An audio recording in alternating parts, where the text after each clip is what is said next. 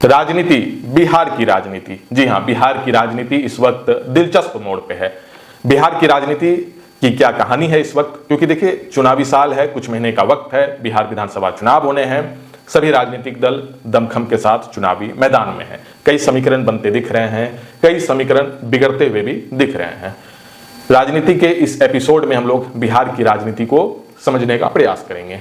नमस्ते, मेरा नाम है शुभम और आप देख रहे हैं बिहार मिरर।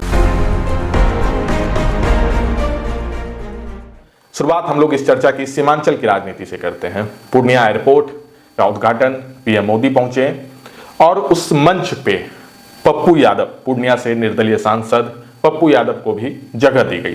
पप्पू यादव को लेकर के सोशल मीडिया पे लगातार कई मीम्स हैं जो इस वक्त वायरल हो रहे हैं, जिसमें पप्पू यादव को लेकर के जम करके हंसी मजाक भी चल रहा है। पप्पू यादव के पुराने बयानों को जोड़ करके देखा जा रहा है। दरअसल पप्पू यादव को मंच पे जगह दी गई, पीएम मोदी पहुंचे थे, पूर्णिया एयरपोर्ट का उद्घाटन के लिए मंच सजा था और भी कई शिलान्यास के कार्यक्रम थे।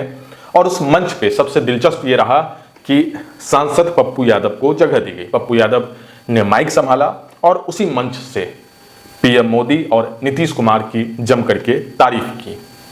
ईमानदार मुख्यमंत्री बताया नीतीश कुमार को।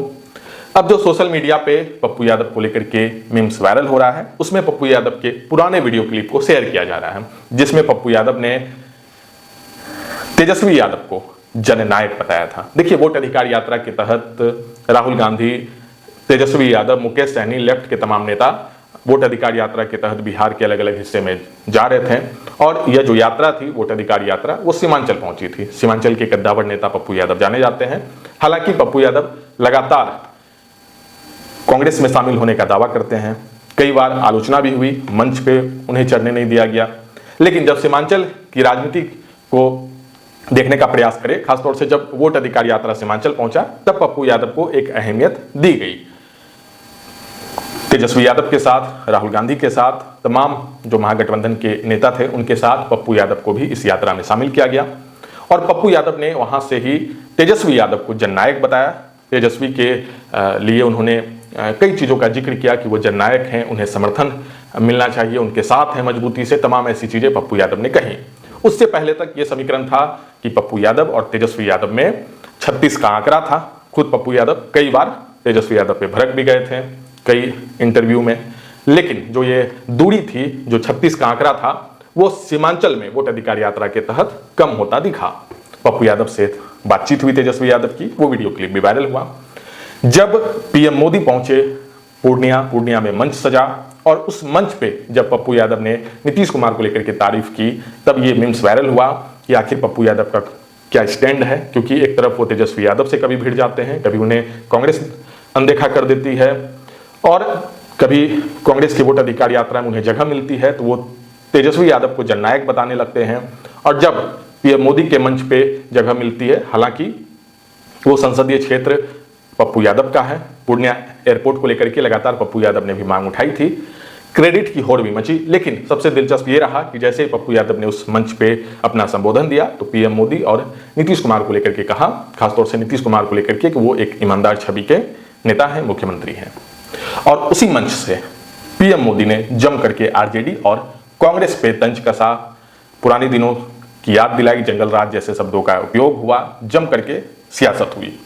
अब उसके बाद से ही पप्पू यादव को लेकर के लगातार सोशल मीडिया पे मीम्स वायरल है, जिसमें कई जगह उन्हें अलग अलग वीडियो क्लिप जोड़ करके, पुराने और नए वीडियो क्लिप जोड़ करके, उनके बयानों को जोड़ करके लोग मजे ले रहे हैं।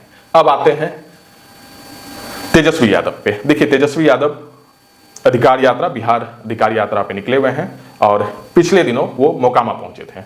मोकामा में तेजस्वी यादव ने कहा कि यहाँ पे बंदूक बांटा जाता है, लेकिन हम लोग कलम बांटने का काम करेंगे। देखिए, अनंत सिंह बाहुबली विधायक, चर्चित विधायक, बेबाक अंदाज और जेडीयू के साथ हैं, ललन सिंह के साथ। हाल के दिनों में अनंत सिंह ने क्षेत्र का भ्रमण भी किया।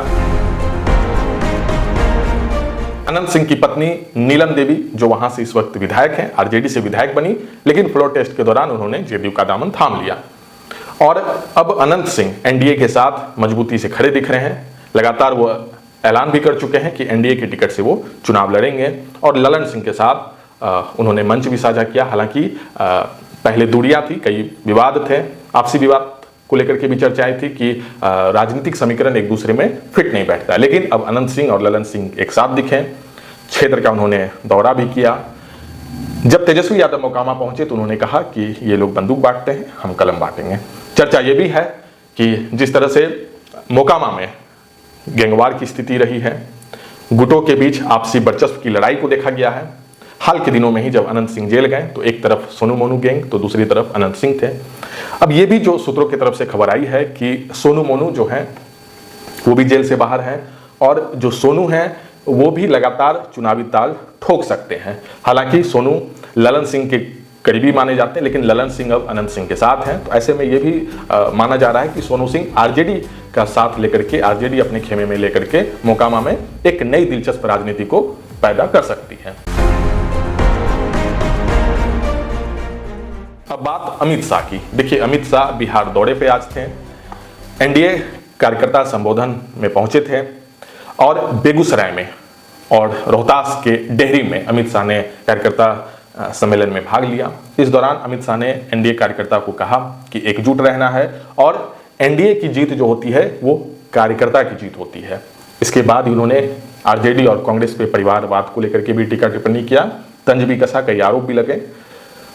और दूसरी तरफ देखिए कि बिहार की राजनीति में प्रशांत किशोर भी दावा कर रहे हैं कि जो आने वाला दीपावली छठ है उसके बाद बिहार की राजनीति एक नए आयाम को छुएगी, एक नई राजनीतिक दिशा बिहार में तय होगी। प्रशांत किशोर ये दावा कर रहे हैं और लगातार ये कह रहे हैं कि आने वाले छठ और दीपावली के बाद जो है बिहार से जो पलायन करने वाले लोग हैं, बेबस होकर के बाहर जाकर के 10,000 12,000 की नौकरी के लिए उन्हें बाहर काम करना पड़ता है, घर परिवार छोड़ करके जाना पड़ता है, तो अब वो जो हालात है वो बिहार बदलने जा रहा है। प्रशांत किशोर का अपना दावा है, राजनीतिक सलाहकार रहे हैं, एक अपनी उनकी राजनीतिक समझ है जिसके तहत बिहार की राजनीति में तीसरे फ्रंट और बिहार की राजनीति को एक नई राजनीतिक दिशा देने की प्रयास में लगातार प्रशांत किशोर लगे हुए हैं।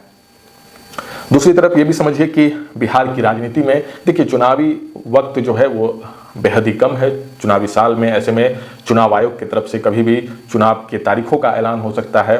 लेकिन उससे पहले जो बिहार की सियासत है उसमें लगातार घमासान मचा हुआ है। लगातार पीएम मोदी हों या फिर अमित शाह हो, राहुल गांधी हो, तमाम बिहार का जो दौरा है, बिहार में जो अलग अलग यात्राएं हैं वो चल रही है। इससे पहले देखिए वोट अधिकार यात्रा चला और अब तेजस्वी यादव बिहार अधिकार यात्रा के तहत बिहार के अलग अलग हिस्से में घूम रहे हैं। लेकिन जो पूरी राजनीतिक कहानी है, जो पूरा राजनीतिक समीकरण है, वो इस वक्त दिलचस्प मोड़ पे पहुंचा हुआ है। आपकी क्या राय है, आप इस वीडियो के कमेंट सेक्शन में लिख सकते हैं।